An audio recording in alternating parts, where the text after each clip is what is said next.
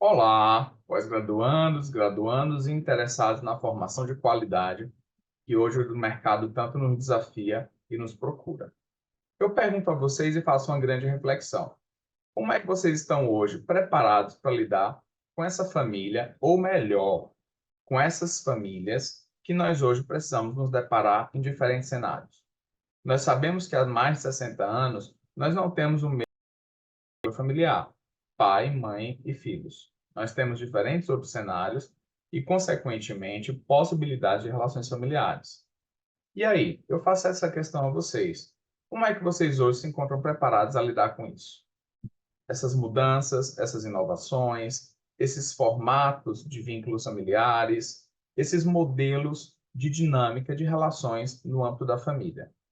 Então, hoje, estarmos preparados para lidar com as inovações, com as diferentes mudanças e perspectivas que ocorrem a nível de família, é essencial para que nós possamos aprender a como contribuir com essa criança e com esse adolescente no seu cenário educacional, no seu cenário de saúde física, no seu cenário de saúde mental, no seu cenário de inclusão no mercado de trabalho.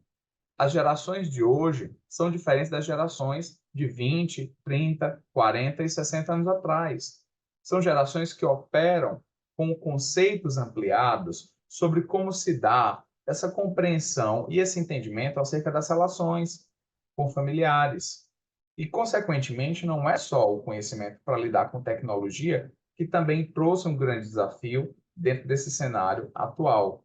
Nós sabemos que hoje, para que o profissional no mercado se destaque, ele tem que olhar para os diferentes nichos os quais essa pessoa está inserida.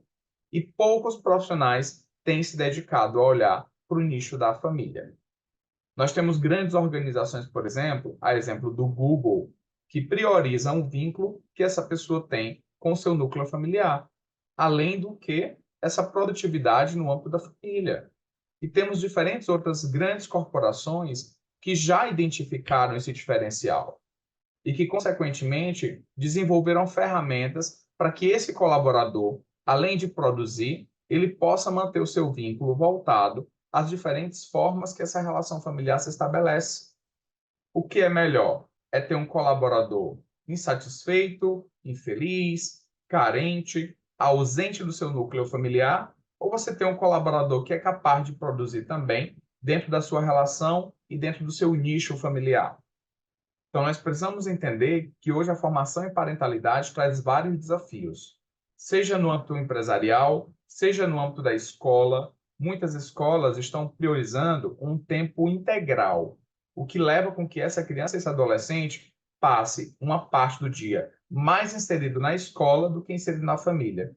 E esse adolescente, essa criança, quando volta para a família, quais são os desafios que ele tem para enfrentar no cotidiano de convivência com seus pais?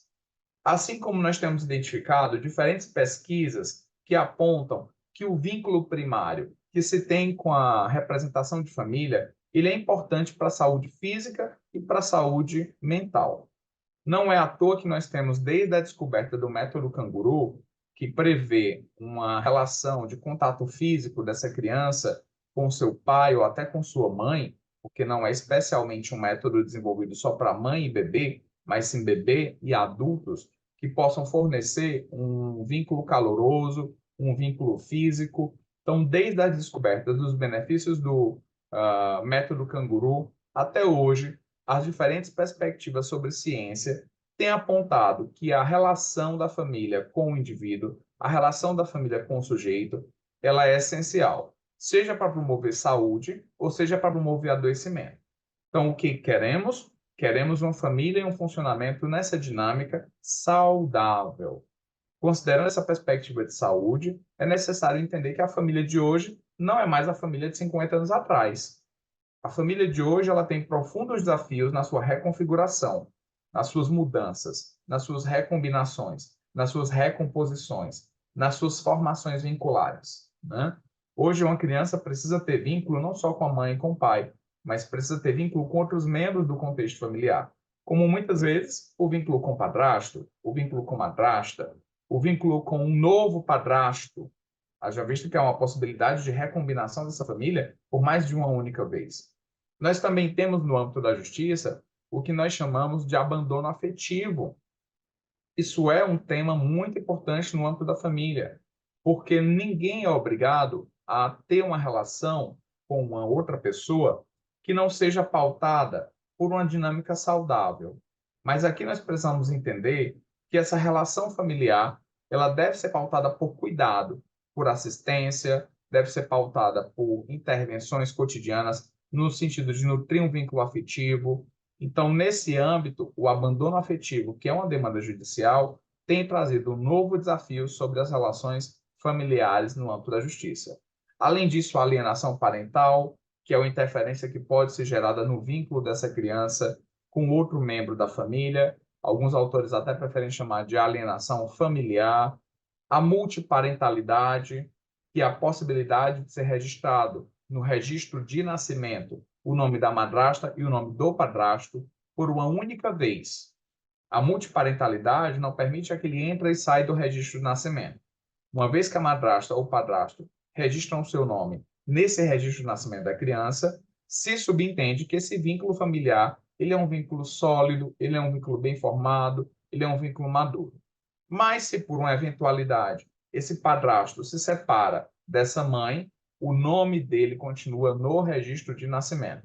E ele tem as mesmas obrigações, direitos e responsabilidades como um pai biológico.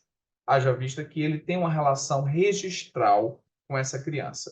Então, nós temos hoje, no nosso cenário brasileiro, dentro das perspectivas de saúde, educacionais, empresariais e até jurídicas, diferentes desafios para aprender a lidar com essas relações familiares e esse modelo de núcleo familiar. Então, é algo que é muito importante para que nós possamos nutrir um amadurecimento no nosso olhar sobre o funcionamento social e, sobretudo, o funcionamento em diferentes âmbitos.